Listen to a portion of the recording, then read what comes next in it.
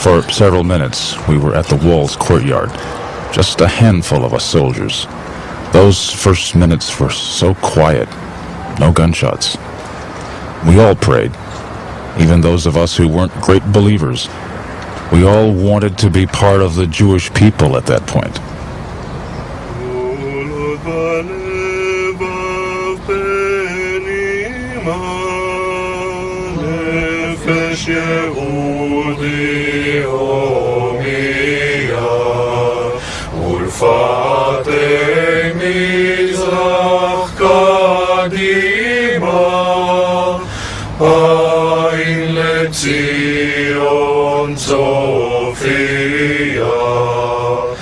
We were the messengers of the entire Jewish people throughout all generations. We haven't arrived at this point by accident.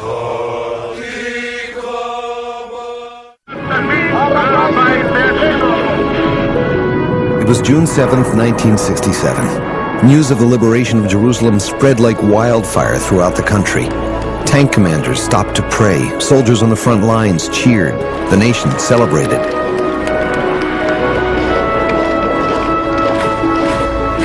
Around the world, faithful Jews and Christians alike wept for joy at the news that 200 centuries of prayer had finally been answered.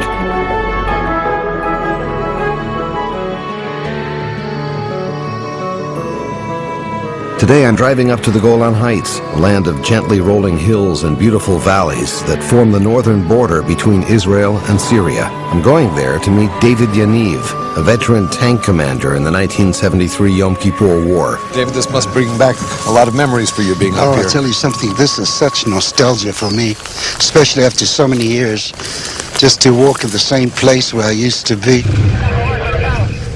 You know, this area over there, just in front of us there, if you can look there.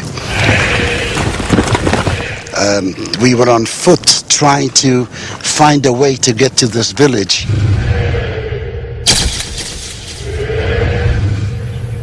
David Yaniv was a young tank commander during the Yom Kippur War. We met on a windswept hillside just above a battlefield that holds some incredible memories for David and his comrades. So what do you do in a situation like that? You get on your knees very quickly. יש כאן איזה 100,000 מוקשים. אנחנו חייבים לזחול את הדרך שלנו החוצה. You take out your bayonet and you start finding mines. This is a life-threatening situation. In other words, if you went forward, it was dangerous. What about just retreating? Whichever way, whether it's to the left, to the right, backwards or forwards, I mean, it's a minefield. We did the best we could. And we dug ourselves, we managed to expose a few and dismantle them. And it was a very slow process. But at this particular point, a very, very strong gust of wind came. Something which we could not explain at all. I mean, it was so strong that we literally felt that we were flying away. That's how strong it was. And mines that were buried 25, 30 centimeters in the ground just exposed themselves, and we didn't have to dig them out. We were just walking through them.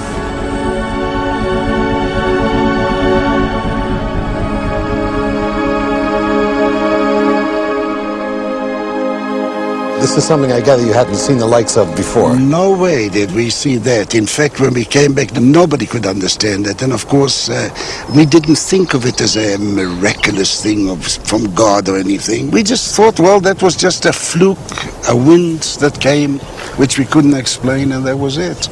Well, when did the thought first hit you that it might have been an act of God?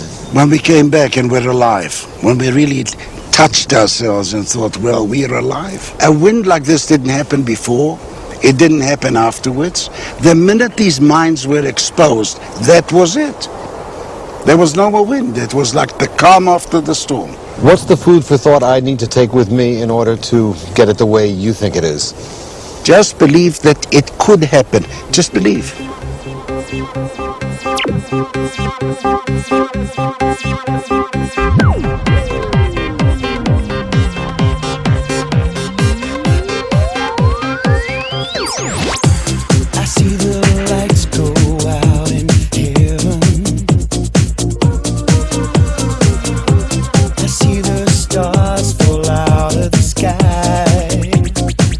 It's so good I'm alive. I feel a sense of desperation.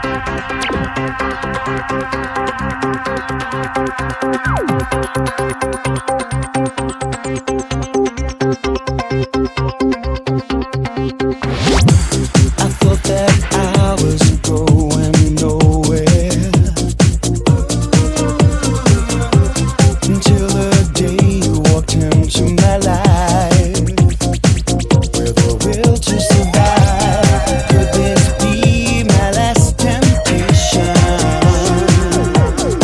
Is it real or am I scared to go inside? I hope this vision lasts forever. I don't know. Could this be the last mutation in my life?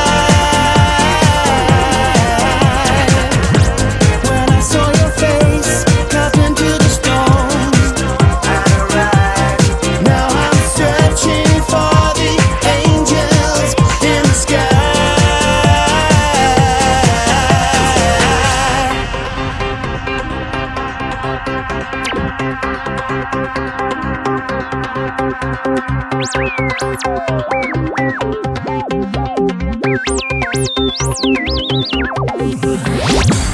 I hope this dream will last forever,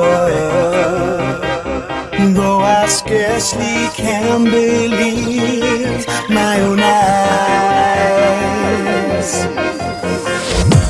I wish that we could be together eternally, but I'm loving this sensation tonight. When I saw your face, I couldn't speak. Got to believe. Now I'm searching for the angels in the sky.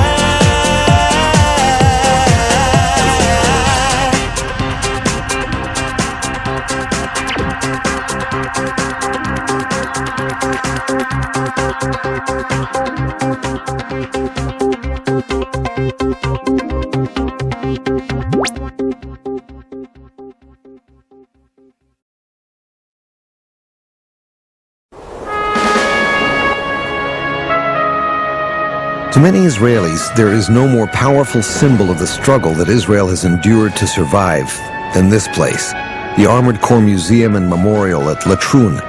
But an equally powerful symbol of Israel's defiant struggle to survive is the man I'm going to meet today.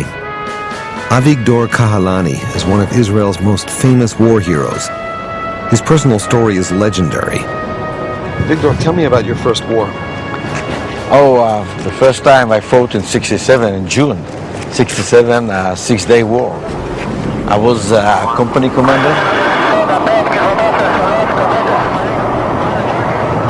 I had a mission to go to El Arish, it's the capital of the Sinai.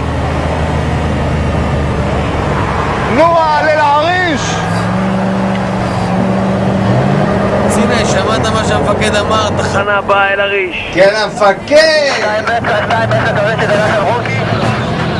What was about to happen to Avigdor Kahalani on the road to El Arish has become almost a legend in Israel's history, told to school children, remembered by almost anyone you meet on the street to whom you mention the name Kahalani.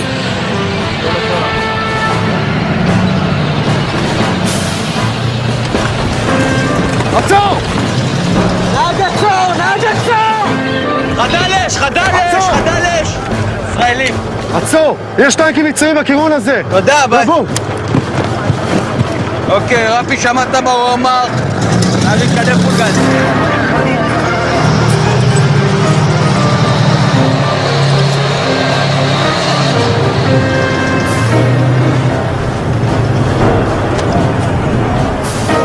נהג עצור! נהג עצור!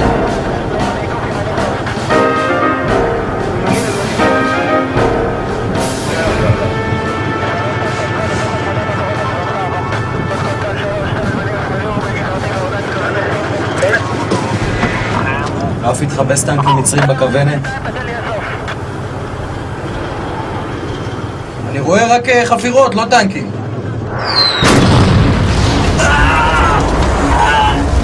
נפגענו! נפגענו! נתת החוצה!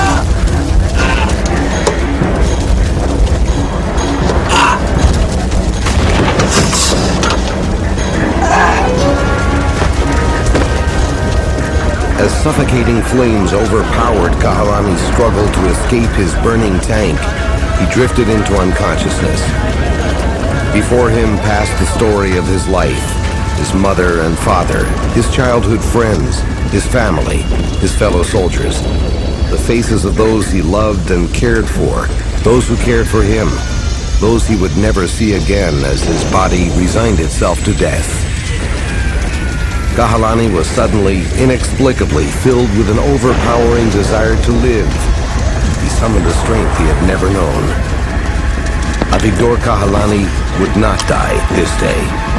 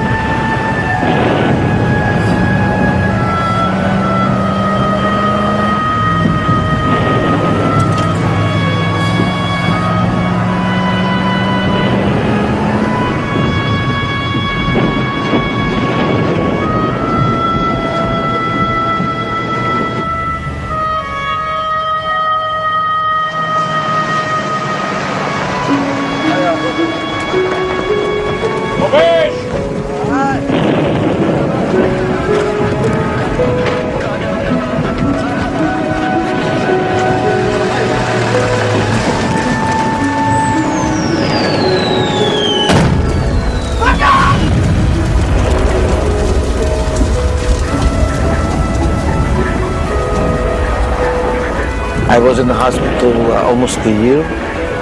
60% of my body was burned. I had 16 operation.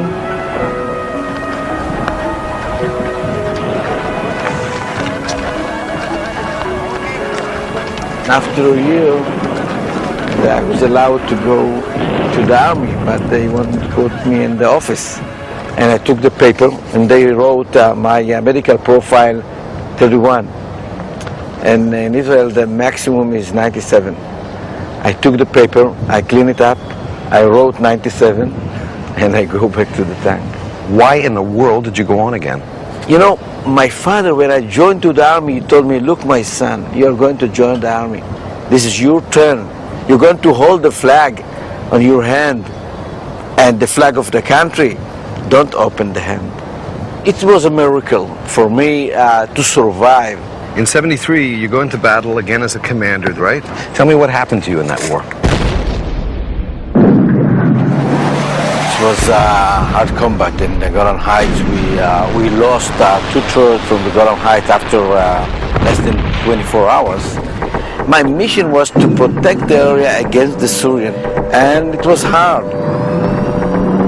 We fought for 4 days from Shabbat, is Yom Kippur, on Sunday, Monday, and Tuesday. And the hardest day it was during Tuesday that we almost lost the combat. Kahalani is given an order by Janusz, his commander, to stand his ground in the valley below their position. He has only 7 tanks left to face the Syrian armada.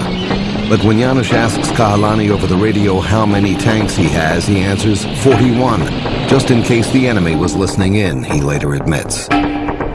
What happened to you that day? Usually when you shoot with tanks, it's a range 2 miles. I had situation that I found 4 tanks in the front of me, 25 meters, and I was alone.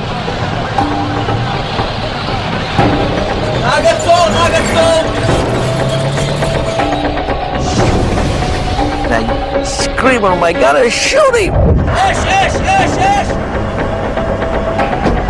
And he didn't know what to do. It was so close to him. I thought I'm gonna kill him.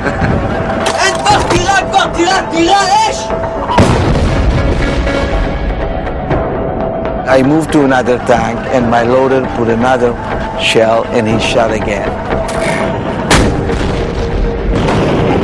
And when I put the main gun to the third one, I saw main gun of the Syrian tank look straight to my face, is ready to shoot.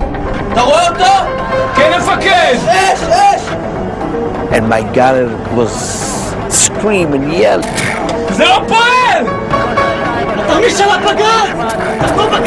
And I saw the 115 millimeter look straight to my eyes, and he was ready.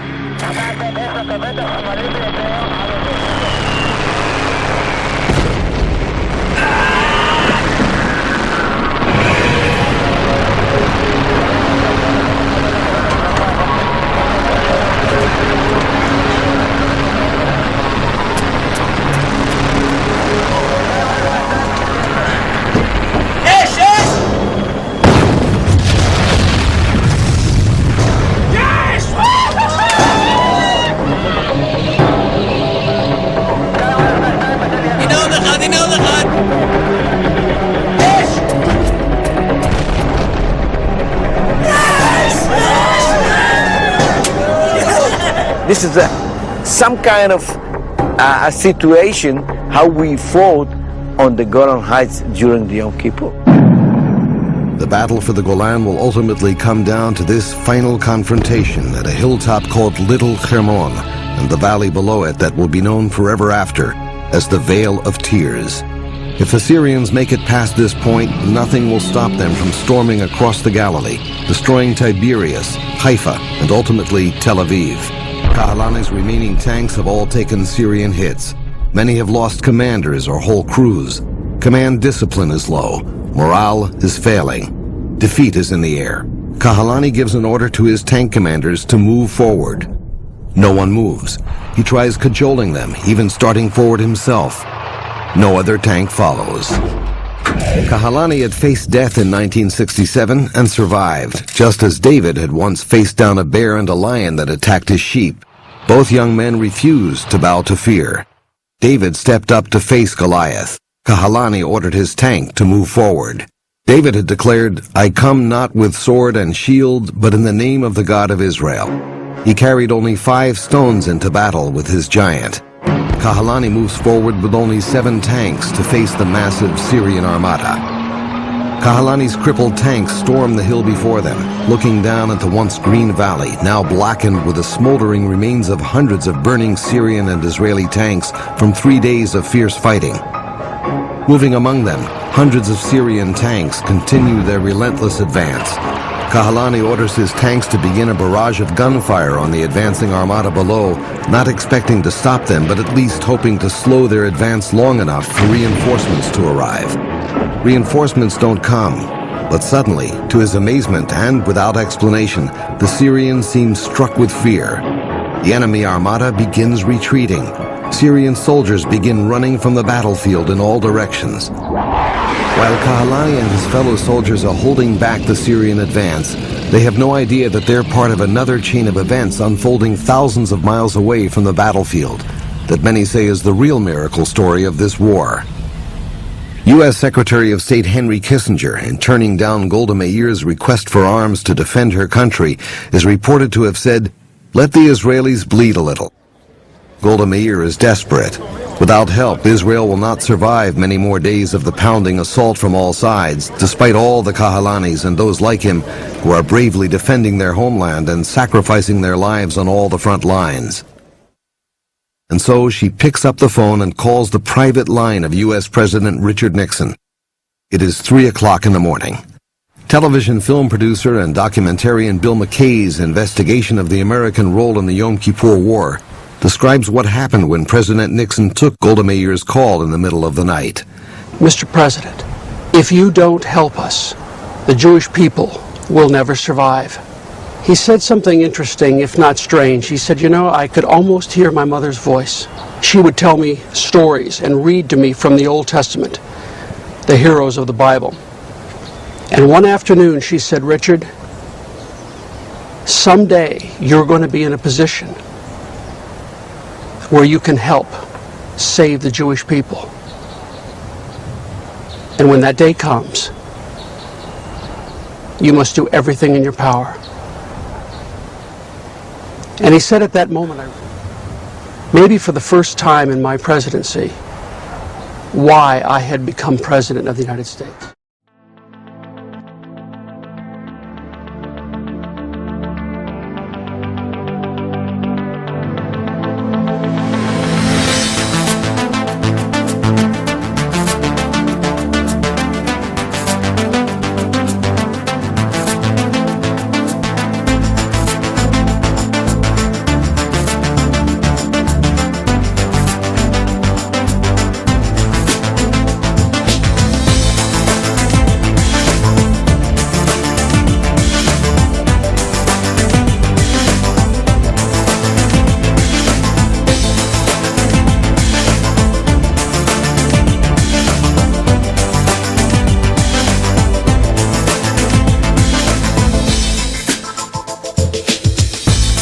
Eres algo singular, tan difícil de entender, pero bella hasta los pies.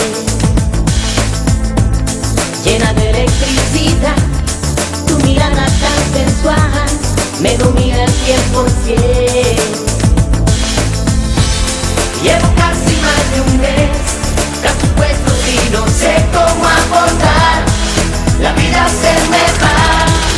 Ya lo ves, con ese sentimiento, ya lo ves, que no como ni duermo y cada vez que intento no pensar te quiero más y más. Ya lo ves, con ese sentimiento, ya lo ves, que no como ni duermo y cada vez que intento no pensar te quiero más y más.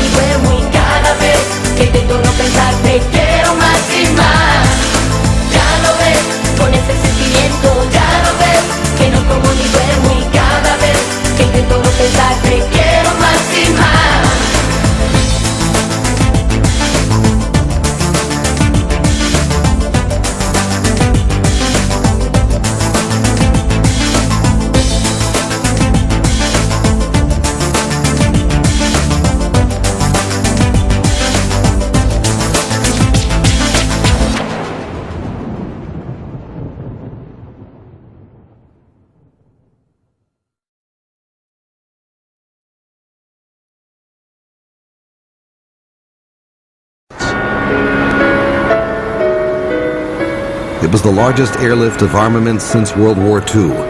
The president kept his word. Everything Golda asked for, she got. Every weapon, every vehicle, every piece of equipment, and all the ammunition to operate them. A virtual arsenal airlifted overnight to Israel's front lines.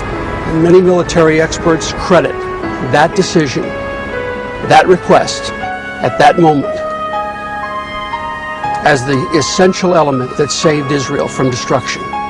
In another striking parallel to David in the Bible, Richard Nixon turned aside the Goliath of indifference to Israel in his government, faced down a powerful Secretary of State who would turn against him, and accepted the threat to his own presidency to save Israel in its hour of need. Before it was over, the Yom Kippur War demonstrated one of the most incredible turnaround victories ever recorded in military history. For his bravery and valor in the Vale of Tears, Avigdor Kahalani was dubbed a hero of Israel, and received the nation's highest accolade for courage in the defense of his country. He would only say that his men fought well, and that it was a miracle that saved Israel that day.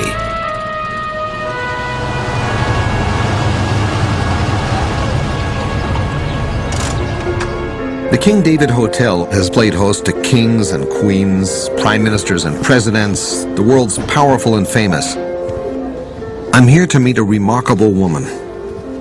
Shula Cohen looks like she could be Whistler's mother or anybody's grandmother. Hi. It's an honor to meet you. But behind her quiet dignity is a woman of incredible courage and one of Israel's most famous spies. She claims her story is a miracle. Well, tell me, how did you become a spy in the first place? Well, I was 17. It was Passover. أهلا بك في بيتي. Holiday was coming to an end. هؤلاء أولادي. That afternoon, this man, Joseph, came with his uncle and his sister. My father was very clever. He had all my sisters and my brothers and me come and sit and meet these people. Hey, Shula.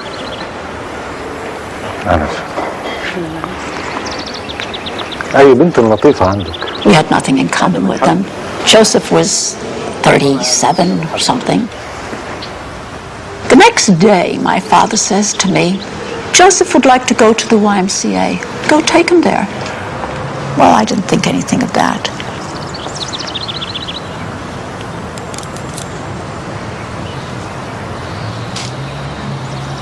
When we came home, my mother was preparing a big party. And I saw my aunt, my friends, were all there.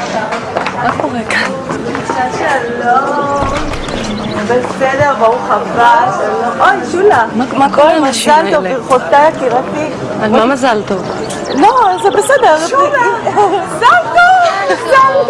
מזל טוב. איזה מזל טוב, על מה? מזל טוב. על האירוסין שלה. את הראשונה, את מבינה? מזל טוב, מתוקה. מי היה מאמין שלה? I couldn't believe my ears. אמא? אמא? או, שולה, הנה את. צריך להלביש אותך לכבוד האירוע. אני לא מבינה מה קורה, מה כל הדיבורים האלה על אירוסין? יקרה שלי, אביך עומד להכריז הערב על אירוסייך. אני נמלת להינשא, מי זה? תראי, את מתחתנת עם איש טוב, אבל זה כל מה שאביך מוכן שאני אגיד לך עכשיו. תלבשי את השמלה הלבנה. אמא, איך הוא יכל? איך הוא יכל?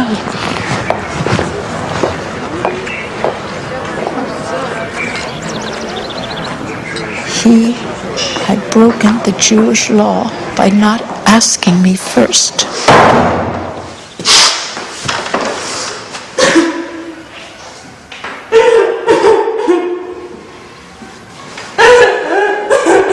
I don't think I ever cried that way in my whole life.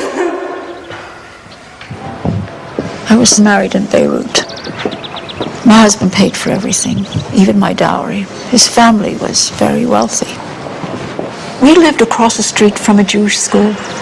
There was a custom in Lebanon that once a year, every school or club should make a party to celebrate the end of the term. But in Lebanon, if you had that size of a gathering, you had to go to the prime minister for a permit.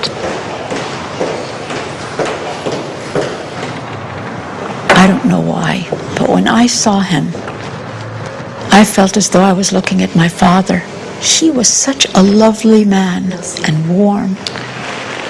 Maintenant, comment puis-je? Monsieur le Président, je suis Shula Cohen, je suis juive et mariée. Je suis ici pour le compte de l'école juive, afin d'obtenir une permission pour la fête de fin d'année de celle-ci. Le responsable de l'école pense que vous n'accorderez pas cette autorisation. Mais je leur ai dit que vous êtes un homme honorable. Que je vous viendrai vous la demandant. C'est pour cela que je suis ici. Quelle est votre réponse, monsieur? Écoutez, madame, ce n'est pas la première fois que l'école obtient la réponse. Chaque année, vous venez ici. Chaque année, vous l'obtenez. Tout ira bien. Nous ferons pour vous comme chaque année. Merci beaucoup, Monsieur le Président. Je ne vous prendrai pas plus de votre temps. Madame Cohen, Oui, Monsieur le Président. votre autorisation sera prête dans 2 jours. Cela fera une différence pour vous de ne pas revenir me voir dans mon bureau? Non, absolument pas, avec plaisir. Et donc, vous viendrez me voir chez moi? Disons 2 heures? Oui, pourquoi pas? Merci. Eh, pourquoi pas? In the car going home, I told myself, why did you tell him you're going to his house? I don't know if he's married, not married, what kind of a man he is. When I went back to get the papers, the Prime Minister wanted me to meet his family. Shula, ahlan bik fi bayti. We took tea and I met his wife and his daughters. His youngest was maybe 2 years older than me. We became best friends. The Prime Minister once said to me, once I had 3 daughters, now I have 4, and my table is complete. Well, I came to know all the leaders in Lebanon and Syria too, and they all knew me. But you hadn't started spying yet, had you? That started in 1947. Israel wasn't yet born, and already there was talk about a war if they declared a state.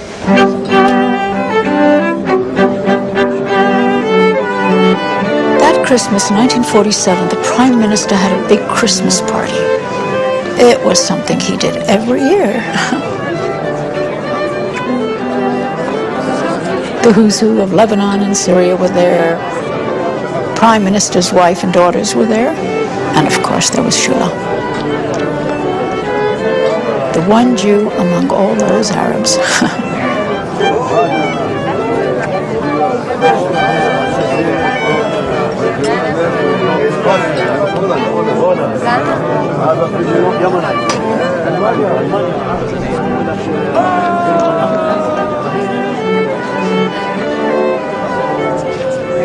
During the party, I overheard voices talking about attacking Israel.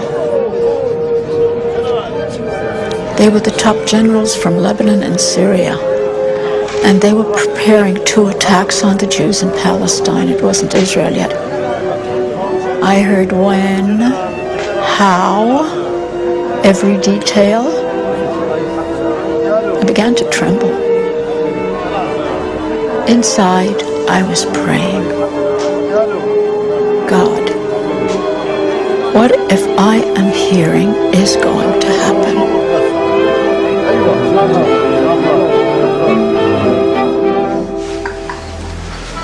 I couldn't sleep. I looked up at the sky and I prayed. אלוהים, לא שמעתי. כל כך הרבה אנשים ימותו. איזה אסון עומד לקרות. מה לעשות? מה לעשות? The next morning, I saw myself still doing nothing. After thinking about it a lot, I remembered one of the things we learned in school was how to make invisible ink. נעימה? אלם יקולו לקי. I made up as much of the liquid as I could.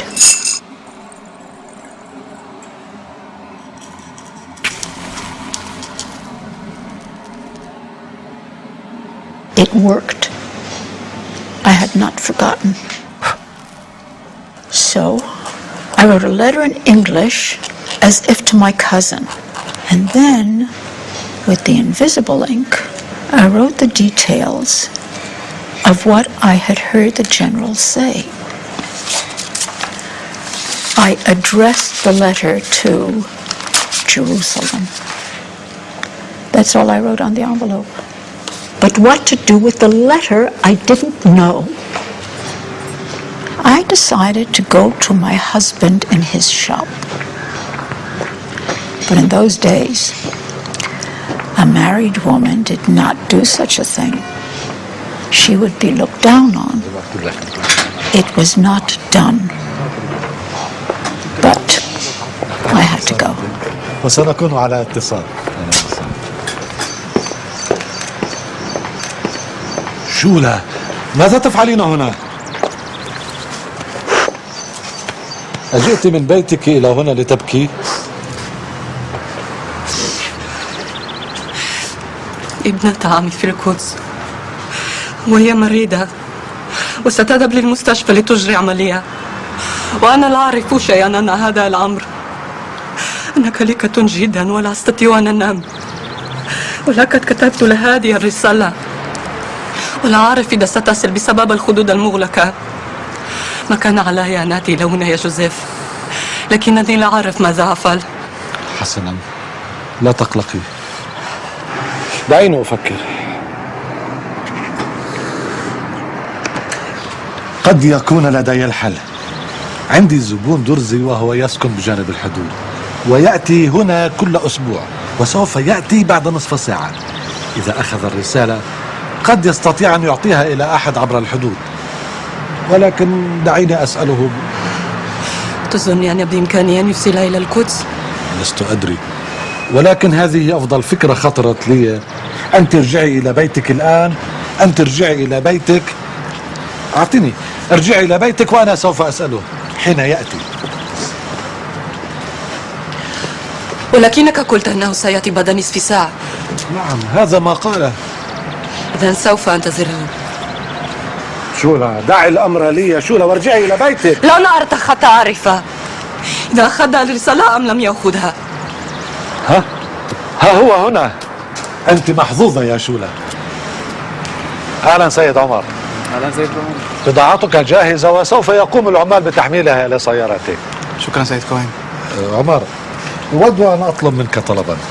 Now mind you, he hadn't even looked at the envelope to see it was addressed to Jerusalem. But he turned to me and said, لكن يوجد عندي صديقان اثنان جنديان في الهجنة. يأتي واحد منهما كل ليلة إلي في المحل. ربما قد تكون تلك الطريقة الوحيدة التي ممكن أن أساعدك فيها.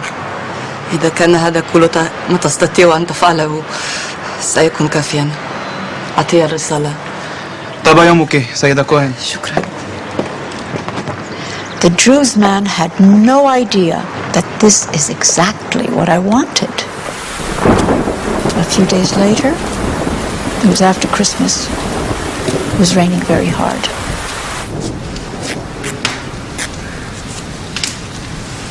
ما هذا؟ افتحيه وسوف تري بنفسك. It read something to the effect. Thank you very much. We would like to know you and talk to you. I thought about what Israel was asking of me. She does not know me. If she asked me, she must not have anyone else to turn to. So I decided I was going to try. I told my husband I was going to see a friend, and I went with the Arab man to meet the Israelis. This is the way it all began. This is the way I became a spy. And you managed to keep all this from your husband? When I started smuggling Jews out of Lebanon, I turned to him for help. I just needed money and he gave it to me. He didn't know about the political information I was giving to Israel. But eventually everything was in the newspapers. The spy, they called me. How did you get caught? I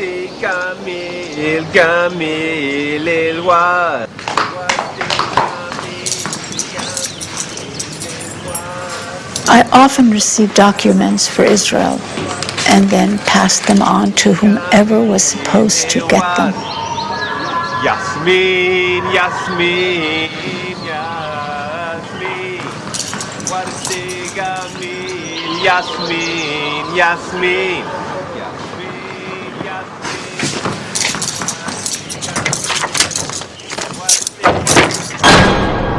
أين الرسالة الملعونة؟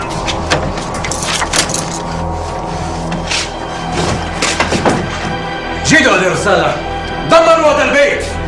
لا يهون ماذا تفعلوا، عليكم أن تجدوا هذه الرسالة. أنا أعرف أن الرسالة هناك ولن أخرج بدونها. Under my breath I told God, please, Israel does not need you now. I need you today. 6 children are going to be orphans. Please, God, save me from that hand. هل رأيت تضع الرسالة هناك؟ نعم سيدي. إذا ارمي كل شيء الأرض وجد الرسالة. هناك، هناك. يا سمعت سيدي. اكمل التفتيش. عار عليك تصرفك هذا. ما امرأة انجبت قبل زمن قليل؟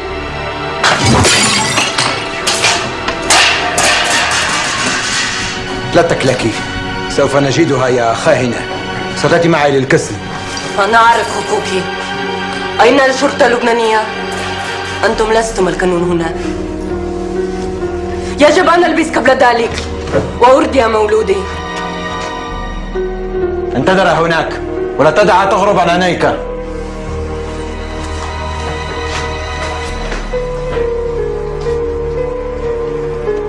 أنت متزوج؟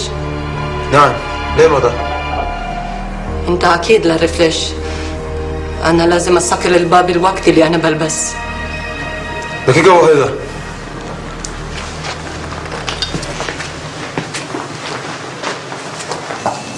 Michael, I don't know what you believe, or if you believe, but what I tell you is what happened. I put my hand under the baby's clothes, and there was the document. There is no way they could not have found it.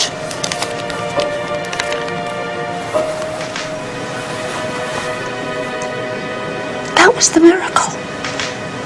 That was really the miracle. When they took you down to the police station, what happened? Oh, they interrogated me till 3 in the morning that first day. نحن نعلم بأنك تعملين السلاح الإسرائيليون سنوات. من شخص الاتصال سيدة كوهن؟ لا أعرف ماذا تقول.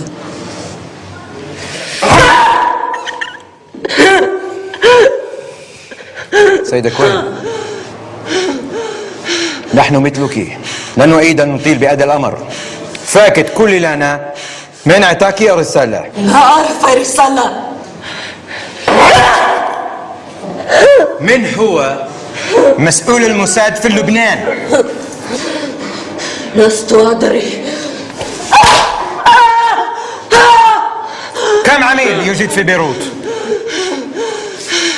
لا أدري، من فضلك لا أدري.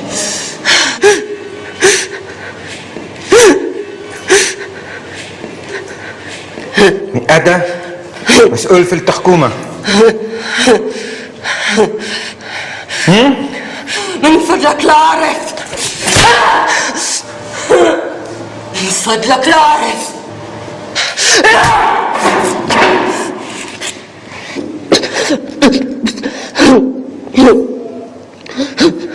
من فضلك أريد العودة من بيتي وأولادي.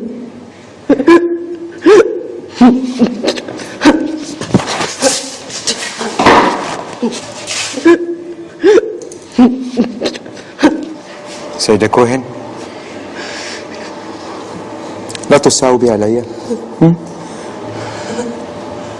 قولي لنا ما نريد، يعود إلى البيت. فضلك لا أدري ما تقول.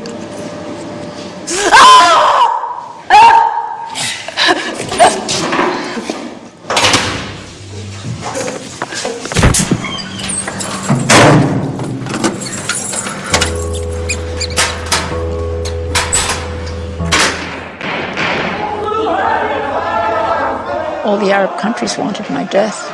No attorney in Lebanon would defend me because their career would be destroyed if they did.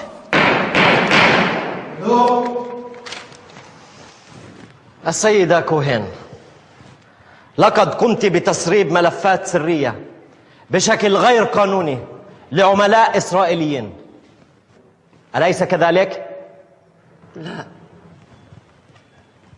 السيدة كوهين، لقد قمت بذلك، ألم تقومي بذلك؟ لا أكذب. سيدة كوهين، لا تكذبي لهذه المحكمة، أنت عميلة الموساد، أليس كذلك؟ لا. نعم، أنت كذلك، وسوف تقولين الحقيقة أمام هذه المحكمة. علموا أننا لا نعيش وحدنا في هذا العالم. الله يجزيكم. السيدة كوهين، سيدة كوهين، قولي لنا الحقيقة، هذه فرصتك الأخيرة. سيدة كوهين،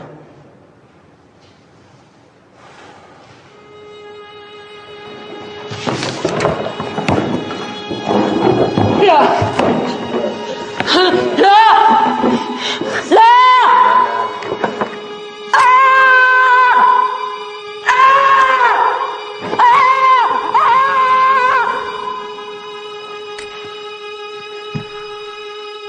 The Arabs, the Syrians, they do what they want. Afterwards, they took the nails out from my feet.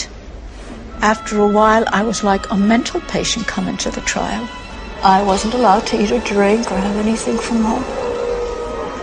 Finally, when they saw they could get nothing out of me, the prosecutor had my legs tied tight and my arms tied, and they hung me upside down. When the prosecutor gave the order, one whip went down and the other up, and the blood would come from my legs, and I would faint. And the doctor would check to see that I was alive, and they would begin again.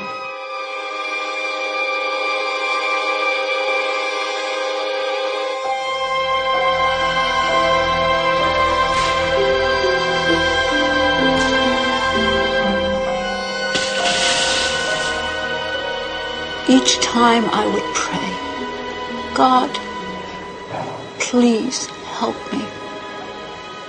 Give me the strength to show that we are Jews, not animals.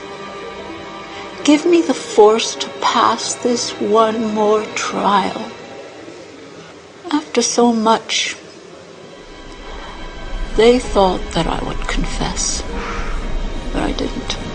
But I was not proud. I was finished. No legs, no hands, no teeth. Other things I cannot dare to speak of that they have done to me. شولا كوهين، لقد ثبت أمام هيئة المحكمة إدانتك بتهمة الخيانة العظمى، وعليه نصدر حكمنا بالإعدام شنقا حتى الموت.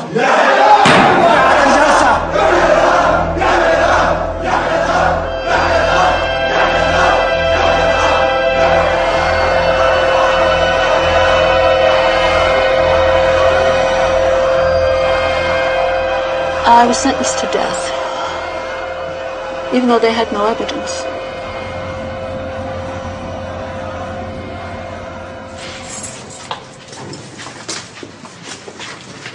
The Syrians wanted to hang me in the city square and let my body rot for 7 days. My husband bribed many officials to get my sentence changed. Well, it was finally changed to life imprisonment and then 20 years. But I have no doubt the Syrians would have had me executed one way or another had it not been for the Six-Day War. When the war was over, Lebanon had one of Israel's pilots. When they negotiated for his release, Israel remembered Shula Cohen. The two of us were exchanged for 496 Lebanese and Syrian prisoners of war. When I came out, I told them I would not leave without my family. The Lebanese let them come. But they left behind everything. Our big house, everything we owned, we left behind.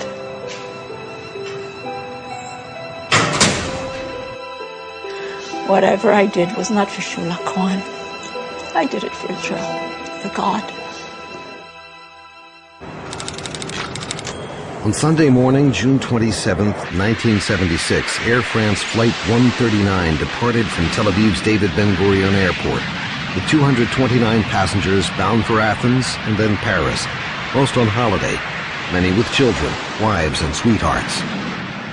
The short flight to Athens was uneventful. The plane landed. A few passengers got off. Others got on. After a short while, Flight 139 again departed for Paris. It never made it. Passenger Sarah Davidson was on Flight 139 along with her husband Uzi and their two sons. It was going to be a holiday. I didn't see anything outstanding in the plane, but I heard a shout from the first class and I saw a waitress coming in front of us, and she looked frightened so much, and I told Uzi, listen, we are hijacked.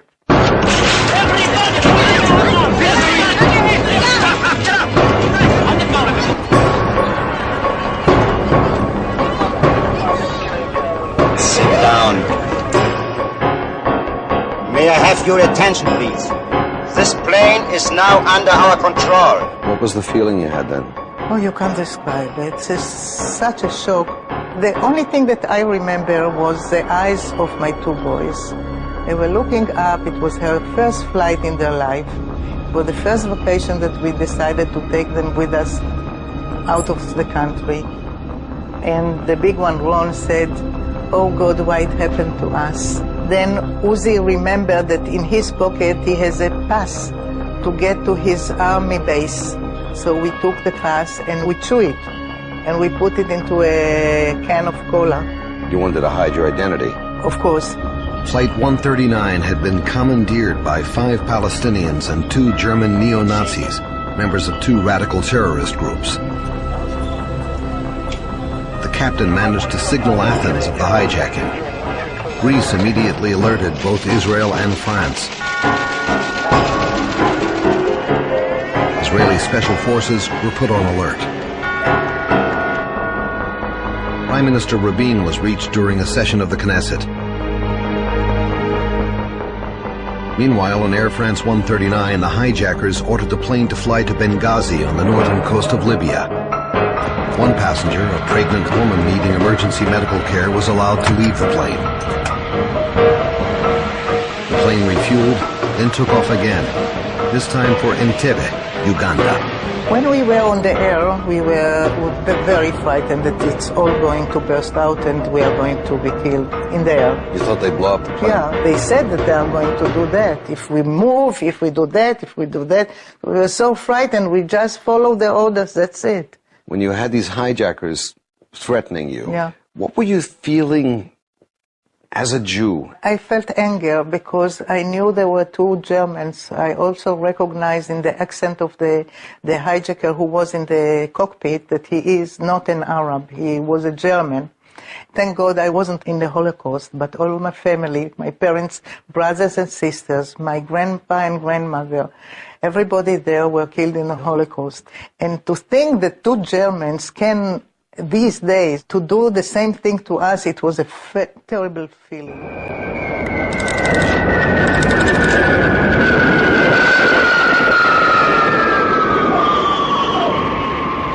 Koslachat Uganda. They've landed in Uganda. Uganda?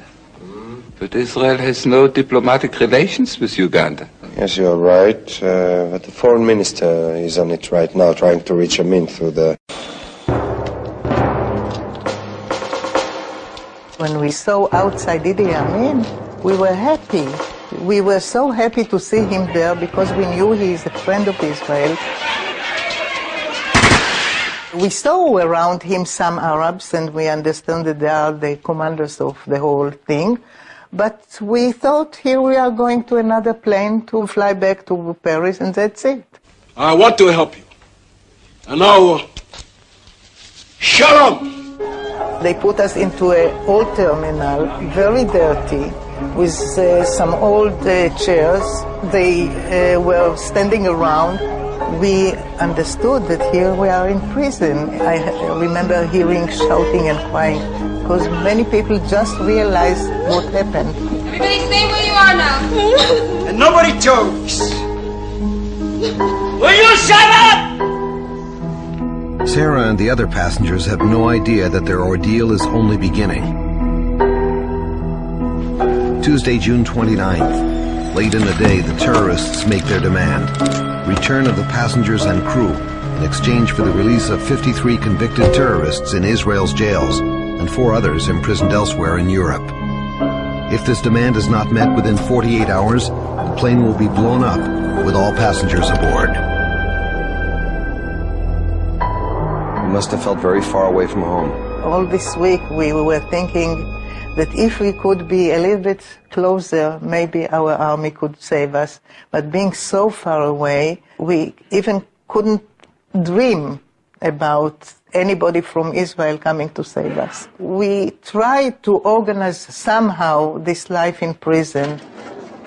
We, the Israelis, find out somehow between 250 people, we found each other and we were gathering, maybe not all of us, but part of us, starting talking to each other, Hebrew of course, because there were a lot of French people, a lot of American and others. זאת אוגנדה, כאן אנטבה, זה אגם ויקטוריה, ופה קניה. אז כל מה שאנחנו צריכים זה לחצות את אגם ויקטוריה. אני לא יודעת לשחות. Did the Israelis look out for each other just because they knew the same language, or is it something about... No. I can't describe it, but it's a feeling that when you are in trouble, you need your brothers around you, and they are coming. Part of us were religious people, so they were praying all the time. I envy them. I would like to, but you can't change your whole state of mind in one day.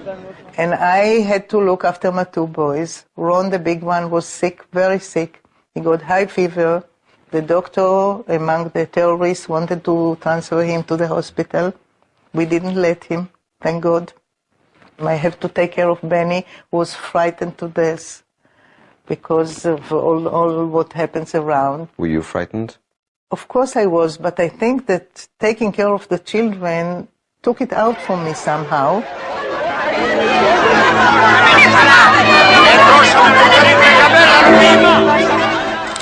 The government has decided to commence negotiation for the release of the hostages being held in Entebbe. We've agreed in principle to release prisoners. Negotiations begin with the terrorists in order to buy time, while military planners face the implausible possibility of safely mounting a rescue operation 2,400 miles away. Shiki Shani will pilot the C-130 aircraft that will attempt to bring a rescue team to Entebbe, a mission far from certain when it was proposed. Did you really think from the beginning that there was a possibility of doing this? We were convinced that we can do it. We were convinced that nobody will expect us to be so crazy to do it, and that's why we can do it. Technically, it's not a big deal. You fly, you land, you pick up the hostages, you fly back. What's the big deal? But the surprise was the issue. I mean, if we can keep it quiet and if we keep it as a total surprise, we'll bring the hostages back. And Rabin himself, being the prime minister, he expected it, and I truly believe that it can be done. After 2 days of being all together in very bad conditions, they said that they want to release our conditions to make it more comfort, and they will pass part of us to the other room. When your name is called, pick up your things and go through that opening into the next room. Is that clear? Goldstein! That's me. Rappaport! Mr. and Mrs. Cohen! After 5, 6 names, we realized that they are calling only the Israelis, only the Jews. Among us were Holocaust survivors that really passed again a selection. And for us, Israelis born here in Israel, we couldn't even dream that such a thing can happen again, and it happened. אתה רואה את זה? אף אחד לא בא אז, אף אחד לא יבוא היום. אם אנחנו לא דואגים לעצמנו, אף אחד לא דואג לנו. Wednesday, June 30th. The terrorists begin to release the non-Jewish and non-Israeli Air France passengers. First a group of 47 and later the remaining 101. The captain and crew of Air France 139 refused to leave without all their passengers. I'm responsible for the lives of these passengers, all of them. Why the separation? You're not going to take them anywhere. They determined to share whatever fate befalls the Jews.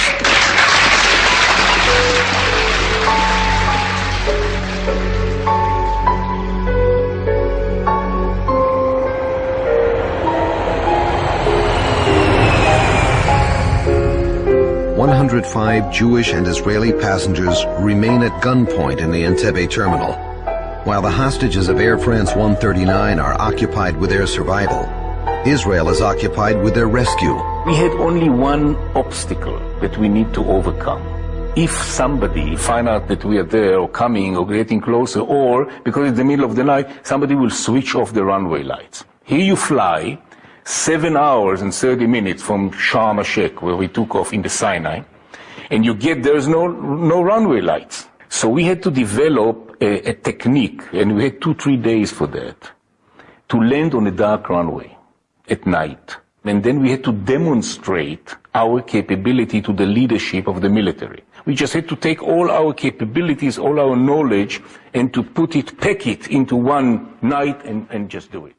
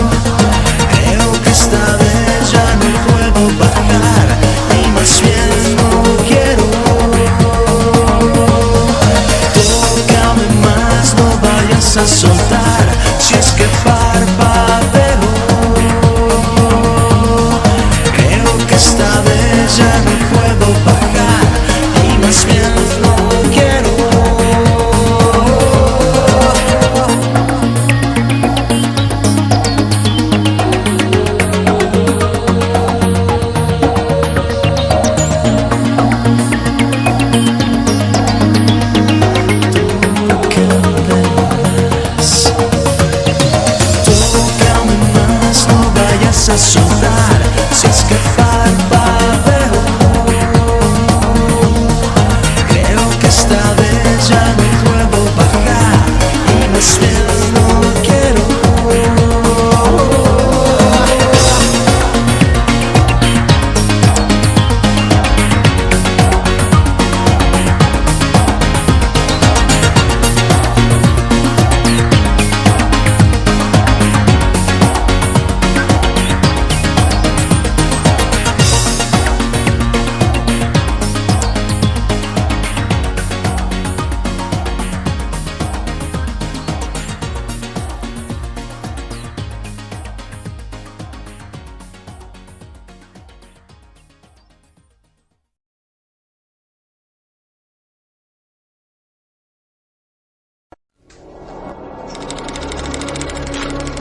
חוליה מספר 1, חוליות שוקי ומאיר.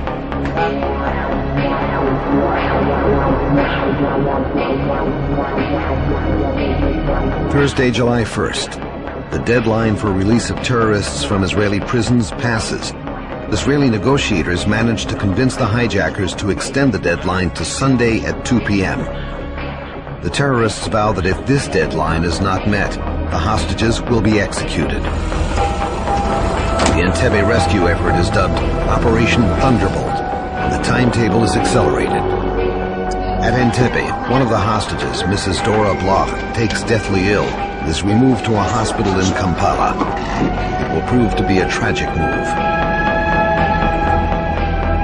It was Friday that everybody started being sick, stomach, and the water in the toilets were gone. Idi Amin came and told us that the negotiations went very bad. Israel is not ready to release terrorists, so on Sunday they will start killing people. Who will be the first, nobody knows. Late into the night on July 2nd, Shiki and the other IDF pilots practice landing the C-130s in the dark, anticipating the landing lights may be turned off at the Entebbe airport. שכתבת עלינו בתורתך, על ידי משה עבדך, מפקודך כמוהו, וביום. The next morning, July 3rd, the combat units load their equipment and vehicles and wait for the signal that the mission is operational. The word comes at noon. יש אישור להמראה.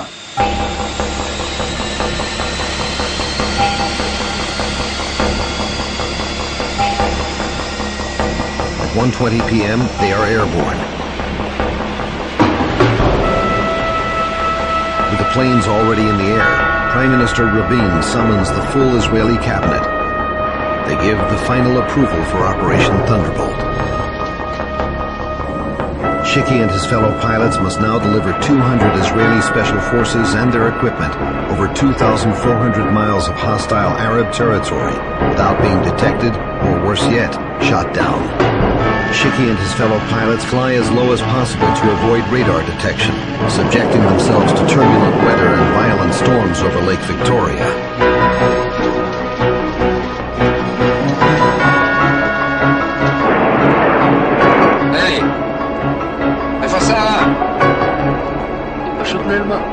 It was a one-way ticket. We didn't have fuel to fly back. We needed to do some fueling somewhere on the way back, or in Entebbe itself. Needless to say that we couldn't hear the radio after we took off. And again, remember, surprise was the issue. Somebody pick us up and somebody do the linkage. Ethiopia, they didn't have a real air force or radar, so we flew higher to make it more comfortable. It was night. And then we split into myself to land single to maximum surprise, minimum noise. The other three were just holding pattern over the Victoria Lake.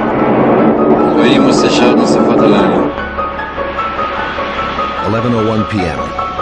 Only seconds behind schedule, Shiki Shani's C-130 lands at the outer marker of Entebbe Airport and unloads the black Mercedes and escort vehicles intended to make the Ugandan guards at the terminal think Idi Amin is paying a late-night visit to the hostages. The deception works. Only near the terminal do two Ugandan guards attempt to stop the vehicles. They are shot. The paratroopers run the remaining 40 yards to the entrance of the terminal. It's now a race against time to avoid a massacre of the hostages.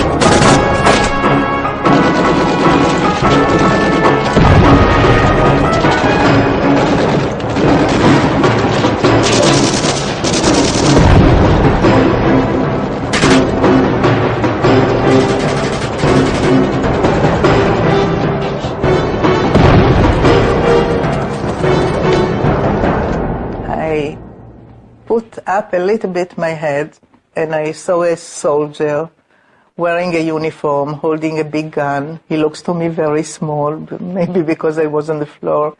And then he said in Hebrew, חבר'ה, באנו לקחת אתכם הביתה. באנו לקחת אתכם הביתה. It's guys, we came to take you home. Listen, how can you describe that? How? Told you. I don't know. For me, if he would have wings and it has been an angel, it wouldn't be strange for me as I heard this Hebrew sentence so close, so feeling at home in such a faraway place that I couldn't even dream that I will hear Hebrew so close to me. Unfortunately, in the crossfire, we lost a couple of hostages, and then, only then, like 10 minutes after that, we landed the other 3 aeroplanes that were waiting, just more forces, and one aeroplane just pick up all the passengers. Within 3 minutes, the gun battle inside the old terminal is over. All 7 hijackers are dead. 2 hostages are killed in the crossfire. Outside, the gun battle continues with the Ugandan collaborators as the hostages are evacuated to the waiting C-130s. Tragically, Force Commander Yoni Netanyahu, brother of the future Prime Minister of Israel, is also struck down by sniper fire as he leads the hostages to safety. Dora Bloch, the sick hostage who had been taken to a hospital in Kampala, is later murdered on Idi Amin's orders. Within 58 minutes of landing at Entebbe, the freed hostages are airborne.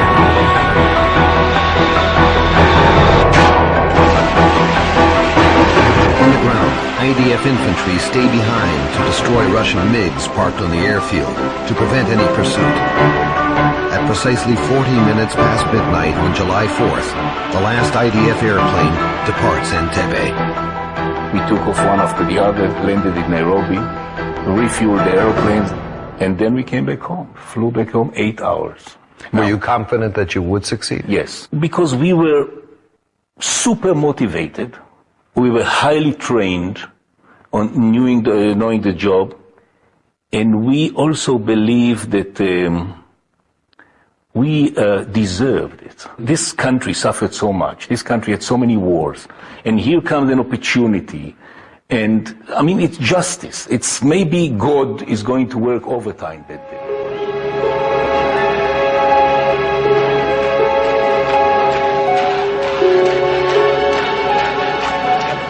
How long did it take before you came back down to earth and started to understand this was really happening? Until I got back home, I was in a stage of shock because it's unbelievable. It's really unbelievable. I was sure that I'm in a kind of a dream, that it's not real. It can't be.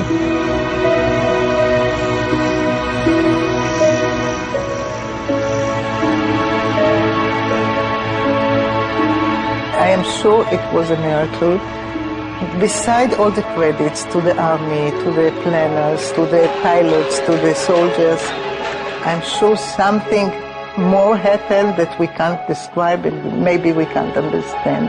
To be a military pilot and to be involved in saving life, this is wonderful. You do what you are trained to do as a military pilot, but you save life. It makes me feel wonderful even now, almost 30 years after that. How did it change your view of yourself and of life itself? It gives you another proportion to what happened in everyday life. So where's the miracle at Entebbe? How could 6 Israeli aircraft travel 2,400 miles over hostile nations without once being detected by Arab or African radar? How was it possible for 4 giant C-130 transports, planes that can easily be heard a mile away, to glide at night onto a fully lit airport runway where 100 Ugandan soldiers and 7 hijackers are on high alert without anyone seeing or hearing these howling transports? There were snipers and sentries posted on the Entebbe airport tower, yet why didn't anyone see the planes landing just 1,000 feet away? Did some force blind their eyes? In the Bible, God blinded the eyes of those who would do his servants harm. Did this happen at Entebbe? Is it mere coincidence that the old terminal at Entebbe was built by an Israeli construction company who was able to provide the invaluable blueprints to the rescue planners? There was a Ugandan fighter squadron of Russian MiGs stationed at Entebbe, yet they didn't scramble. And mysteriously, there were no pilots around. How come? The assault on the old terminal lasted less than 3 minutes, killing all 7 hijackers and rescuing the hostages. Within 7 minutes, the hostages were on board the C-130 that would take them home. Strategic planning, military skill, even good luck are just not adequate explanations. Perhaps a miracle is the only logical answer. Are miracles real? Did they happen to these people I met? Is there a miracle waiting to happen in our lives? I somehow believe that if any of us search long enough and honestly enough, we will find the truth. And it will be very personal. And it will be our miracle. You decide.